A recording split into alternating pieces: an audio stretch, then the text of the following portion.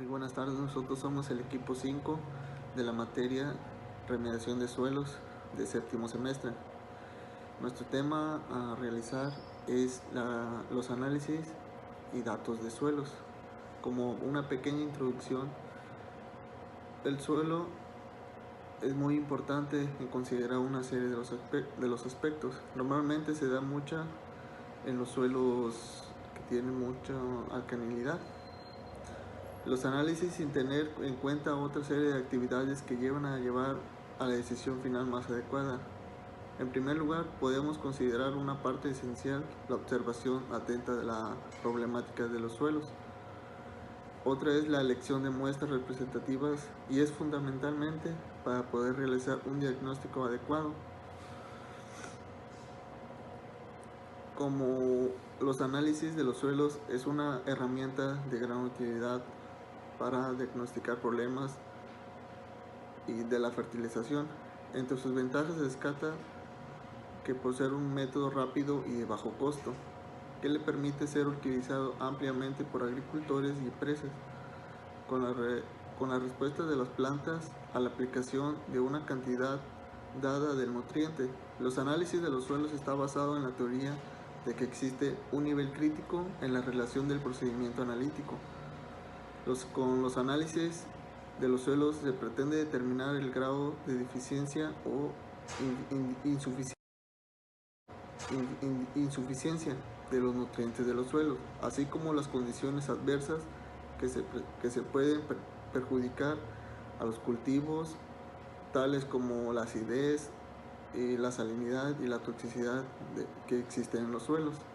La fertilidad de un suelo se basa en cómo se esté cuidando el suelo. Existen muchos procedimientos analíticos de los suelos y cuáles varían sus características, tales como la arcilla y el tipo de carga iónica, son lo que se encuentra en los suelos que están contaminados, y podemos checar un poco más a fondo qué concentraciones pueden ser más altas y cuáles no.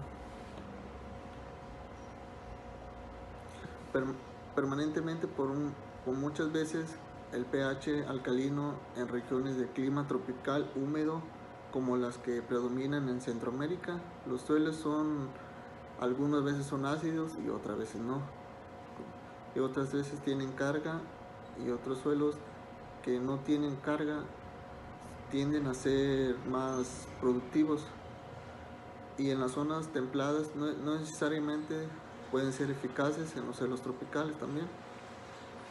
Existen varios laboratorios que brindan servicios de análisis de los suelos. La elección del laboratorio debe estar basada en los criterios del servicio analítica. Recientemente el gobierno estableció por decreto en los laboratorios que existen, y cada laboratorio tiene que acreditar con la norma ISO 17025. En Centroamérica se encuentra uno que se encuentra en Costa Rica. Este laboratorio cuenta con 48 años acreditados, que puede ofrecernos un análisis más detallado de lo que los otros brindan, y con un gran respaldo de calidad y confiabilidad. Bueno, profesor, el siguiente tema del que vamos a hablar es sobre el muestreo de suelos, ya que pues antes de decidir qué uso dar al suelo, pues tenemos que dar a conocer sus características, ya sea por el tipo de sitio por donde se encuentra el suelo. Esto es una mejor guía para este diagnóstico, ya que sus condiciones también pues lo que nos permitirá una mejor planificación sobre todo esto. También pues sobrellevar qué actividades y qué tipo de manejos podemos llevar en ese tipo de suelo. Bueno, también a continuación pues tenemos que saber qué hacer antes de tomar una muestra. Para ello es necesario delimitar las áreas de muestreo lo más posible, para identificar así si es necesario observar los diferentes tipos de suelos de donde vamos a hacer ese tipo de muestreos. También pues los límites en los suelos que tenemos dentro del paisaje, o sea, de donde lo vamos a hacer. Usualmente los límites del suelo coinciden con el cambio en la pendiente del terreno, la posición del terreno o años de cultivo, manejos, diferencias de la vegetación y pues lo natural. Pues también de cómo saber muestrear, debemos de tener bien definidas nuestras áreas de muestreo, ya que así podemos evitar factores con influencias de caminos, alambrados, construcciones, manchones, sendas, etcétera. También como el muestreo consistirá en realizar un recorrido zigzag, tomando de cada punto una muestra simple, así como posteriormente se mezclará con las muestras de los puntos sucesivamente a cada profundidad. También formando una muestra compuesta a la cual se llevará para un análisis. En el caso del plantamiento frutales o forestales, la muestra tomará la mitad de la proyección de la copa, así como también para la extracción de cada submuestra se debe a la muestra que comenzará eliminando la cobertura vegetal. Hojarasca de cada punto de elegido, evitando eliminar la capa superficial del suelo. Bueno, en caso de usar una pala con punta, cada muestra simple se obtendrá cavando y vaciando un poco. Identificación de problemas de acidez. La mayor parte de nuestros suelos son ácidos, debido a los procesos naturales propios del clima. Las altas precipitaciones lavan las bases, como lo son el calcio, magnesio y potasio, dejando los elementos pesados que generan la acidez, como son el hierro, aluminio y manganeso. El pH ideal para el normal desarrollo de la mayoría de especies en el suelo, como pastos o cultivos agrícolas, se encuentra entre 5.5 y 6. Los suelos con pH inferiores a estos generan graves problemas en las plantas, ya que impide el desarrollo de las raíces y dificultan la absorción de nutrientes del suelo, produciendo plantas muy débiles y cosechas bajas en los cultivos. Otro problema ocasionado por la acidez es la baja disponibilidad de nutrientes para las plantas, como es el fósforo. Este nutriente, aunque puede encontrarse en el suelo, es atrapado por el aluminio y el hierro, y no puede ser tomado por las pocas raíces que se pudieron desarrollar. Lo mismo sucede con los fertilizantes que aplicamos, ya que no podrán ser utilizados por las plantas, haciéndolas muy débiles a fenómenos climáticos, como las sequías, lluvias. Estos fenómenos acabarían con ellas. Contenido de bases intercambiables y relaciones catónicas.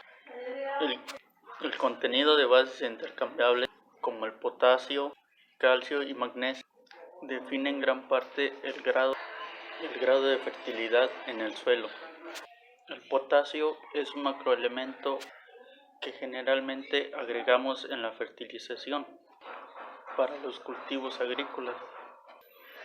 En la solución del suelo se encuentra de forma catiónica, con una carga positiva. Se abastece en un proceso de intercambio positiva. Se abastece en un proceso de intercambio por las formas que están retenidas en fracción del suelo, en forma coloidal. El proceso intercambiable es reversible y se llama absorción cuando los iones pasan de la solución del suelo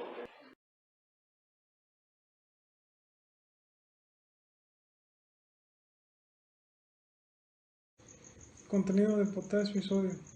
El potasio es un elemento de gran importancia en la naturaleza, ya que es de gran importancia para la nutrición de las plantas. Con frecuencia presente presenta limitaciones en la fertilidad de los suelos. El contenido de potasio disponible en el suelo se expresa en miligramos litro o partículas por millón, siendo el nivel crítico de 10 miligramos sobre litro, lo que significa que existe 10 kilogramos de potasio por cada millón de kilogramos de suelo. La mayoría de los suelos vírgenes o poco explotados presentan bajo contenido de este elemento. Los suelos muy ácidos como los ultisoles rojos y los suelos de origen volcánico como los adisoides presentan la alta capacidad de fijación de potasio que disminuye aún más su disponibilidad para las plantas. Solo los suelos que han sido manejados con cultivos intensivos durante muchos años y con dosis altas de fertilizantes llegan a alcanzar valores altos de potasio, como ocurre con los suelos cultivados con hortalizas y plantas de ornamentales. El nivel crítico de potasio es más alto cuando se trata de cultivos anuales de rápido crecimiento, como el caso de la papa, donde se estableció un nivel de crecimiento con un ritmo acelerado de 50 miligramos sobre litro, o el melón, donde se ha propuesto el valor de 30 miligramos sobre litro, y en términos generales el valor mínimo debería ser 20 miligramos sobre litro. Los suelos son cultivos intensivos bajo sistemas de refrigeración. El sodio es un elemento limitante en los suelos de origen luvial con altos contenidos de calcio y magnesio, y en los suelos con baja concentración de materia orgánica. Su determinación no siempre se realiza de rutina en los análisis de suelos, ya que por lo general los laboratorios cobran un cargo extra por su análisis. El nivel crítico de sodio es 12 miligramos sobre litro. Contenido de nutrientes. Contenido de micronutrientes. Los micronutrientes se presentan en cantidades muy pequeñas en los suelos y los procedimientos de análisis con frecuencia no son tan efectivos para determinar su contenido disponible real. El zinc es el elemento que resulta más confiable en el análisis utilizando la solución extractora de Olsen modificado, siendo su nivel crítico de 3 miligramos sobre litro. Es el micronutriente que más frecuencia se presenta deficiente en los suelos del país. El cobre rara vez presenta niveles bajos en los suelos, a menos que sean muy arenosos y bajos en materia orgánica. La mayoría de los suelos presentan contenidos adecuados de fierro y manganeso, y su concentración es alta en muchos suelos ácidos y de origen volcánico. El Olsen modificado tiende a sobreestimar la disponibilidad de estos nutrientes debido a que se extraen a que el extractante ataca la materia orgánica liberando parte de fierro y manganeso que se encuentra acomplejado en ella. El análisis de fierro y manganeso tiende a presentar valores erráticos, por lo que los resultados son más útiles para determinar riesgos de toxicidad que para evaluar deficiencias. El contenido de materia orgánica es el residuo de plantas y animales incorporados al suelo y se expresa en porcentaje. El contenido de materia orgánica es un índice que permite estimar la proximidad de las reservas de nitrógeno, potasio y sodio en el suelo y su comportamiento en la dinámica de nutrientes. La materia orgánica mejora muchas propiedades químicas, físicas y microbiológicas.